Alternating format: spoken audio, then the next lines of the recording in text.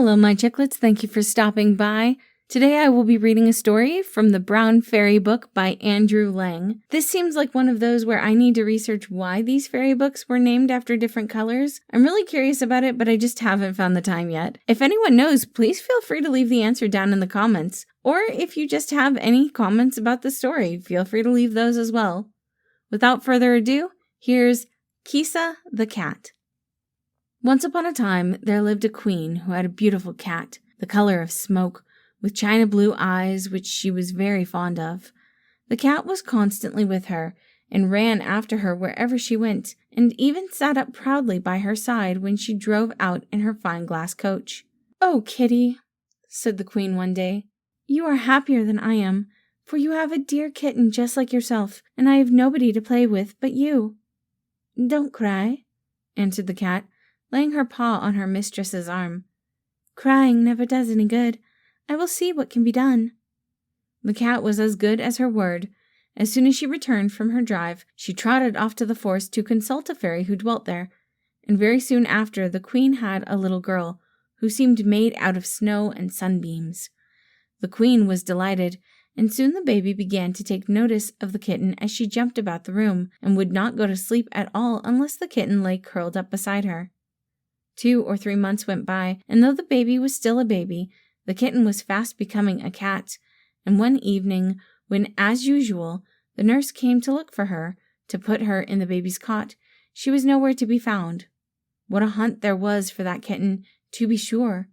The servants, each anxious to find her, as the queen was certain to reward the lucky man, searched in the most impossible places. Boxes were opened that would hardly have held a kitten's paw. Books were taken from bookshelves, lest the kitten should have gotten behind them. Drawers were pulled out, for perhaps the kitten might have gotten shut in. But it was all no use. The kitten had plainly ran away, and nobody could tell if it would ever choose to come back. Years passed away, and one day when the princess was playing ball in the garden, she happened to throw her ball further than usual, and it fell into a clump of rose bushes. The princess, of course, ran after it at once, and she was stooping down to feel if it was hidden in the long grasses when she heard a voice calling her. "Ingeborg, Ingeborg," it said, "have you forgotten me? I am Kisa, your sister." "But I never had a sister," answered Ingeborg, very much puzzled, for she knew nothing of what had taken place so long ago. "Do you not remember how I always slept in your cot beside you, and how you cried till I came? But girls have no memories at all. Why, I could find my way straight up to that cot this moment if I was once inside the palace." "Why did you go away then?" asked the princess. But before Kisa could answer, Ingeborg's attendants arrived breathless on the scene, and were so horrified at the sight of a strange cat that Kisa plunged into the bushes and went back into the forest. The princess was very much vexed with her ladies-in-waiting for frightening away her old playfellow, and told the queen, who came to her room every evening to bid her good night. "Yes, it is quite true what Kisa said," answered the queen. "I should have liked to see her again. Perhaps some day she will return, and then you must bring her to me." Next morning it was very hot, and the princess declared that she must go and play in the forest, where it was always cool, under the big shade tree. As usual, her attendants let her do anything she pleased, and sitting down on a mossy bank where a little stream tinkled by, soon fell asleep. The princess saw with delight that they would pay no heed to her, and wandered on, expecting every moment to see some fairies dancing round a ring, or some little brown elves peeping at her from behind a tree. But alas, she met none of these. Instead, a horrible giant came out of his cave and ordered her to follow him. The princess felt much afraid, as he was so big and ugly, and began to be sorry that she had not stayed within reach of help.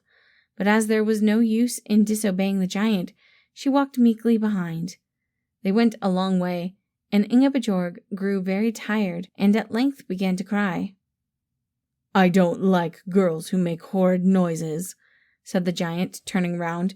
"But if you want to cry, I will give you something to cry for." And drawing for an axe from his belt, he cut off both her feet, which he picked up and put in his pockets. Then he went away. Poor Ingeborg lay on the grass in terrible pain and wondering if she should stay there till she died, as no one would know where to look for her. How long it was since she had set out in the morning she could not tell. It seemed years to her, of course, but the sun was still high in the heavens when she heard the sound of wheels, and then, with great effort, for her throat was parched with fright and pain, she gave a shout. "I'm coming," was the answer, and in another moment a cart made its way through the trees, driven by Kisa, who used her tail as a whip to urge the horses to go faster. Directly Kisa saw Ingeborg laying there, she jumped quickly down, and lifting the girl carefully in her 2 front paws, laid her upon some soft hay, and drove back to her own little hut. In the corner of the room was a pile of cushions, and there Kisa arranged as a bed. Ingeborg, who by this time was nearly fainting from all she had gone through, drank greedily some milk, and then sank back on the cushions, while Kisa fetched some dried herbs from a cupboard, soaked them in warm water, and tied them on the bleeding legs. The pain vanished at once, and Ingeborg looked up and smiled at Kisa. "You will go to sleep now," said the cat, "and you will not mind if I leave you for a little while. I will lock the door, and no one can hurt you." But before she had finished, the princess was asleep. Then Kisa got into the cart, which was standing at the door, and catching up the reins, drove straight to the giant's cave. Leaving her cart behind some trees, Kisa crept gently up to the open door, and crouching down, listened to what the giant was telling his wife, who was at supper with him. "The first day that I can spare, I shall go back and kill her," he said. "It would never do for people in the forest to know that a mere girl can defy me." And he and his wife were so busy calling Ingeborg all sorts of names for her bad behavior that they never noticed Kisa stealing into a dark cupboard and upsetting a whole bag of salt into the great pot before the fire. "Dear me, how thirsty am I!" cried the giant by and by. "So am I," answered the wife. "I do wish I had not taken the last spoonful of broth. I am sure something was wrong with it." "If I don't get some water, I shall die," went on the giant, and rushed out of the cave, followed by his wife. He ran down the path which led to the river. Then Kisa entered the hut, and lost no time in searching every hole till she came upon some grass, under which lay Ingeborg's feet were hidden, and putting them in her cart, drove back again to her own hut. Ingeborg was thankful to see her, for she had lain too frightened to sleep, trembling at every noise. "Oh, is it you?" she cried joyfully, as Kisa turned the key, and the cat came in, holding up the 2 neat little feet in their silver slippers. "In 2 minutes they shall be as tight as they ever were," said Kisa, and taking some string of the magic grass which the giant had carelessly heaped on them, she bound the feet onto the legs above. "Of course, you won't be able to walk for some time. You must not expect that," she continued, "but if you are very good, perhaps in about a week I may carry you home again." And so she did, and when the cat drove the cart up to the palace gate, lashing the horse furiously with her tail, and the king and queen saw their lost daughter sitting beside her, they declared that no reward could be too great for the person who had brought her out of the giant's hands. "We will talk about that by and by," said the cat as she made her best bow and turned her horse's head.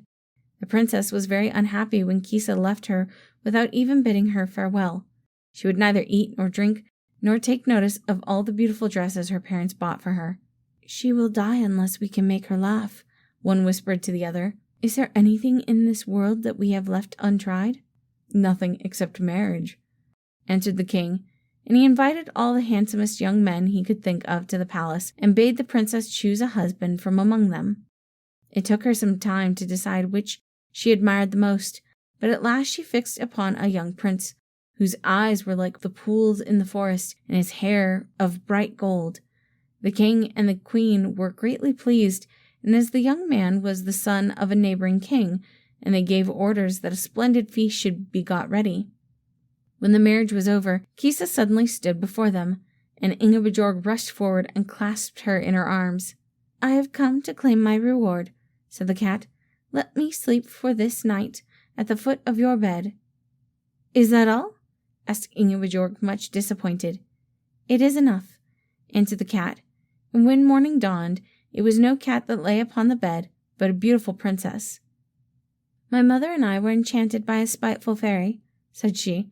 We could not free ourselves till we had done some kindly deed that had never been wrought before.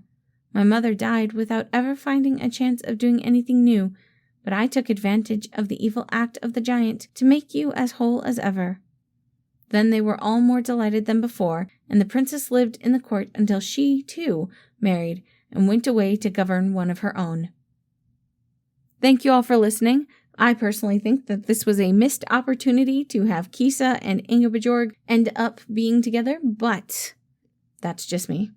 I do hope you all enjoyed it, and I hope you have a wonderful day.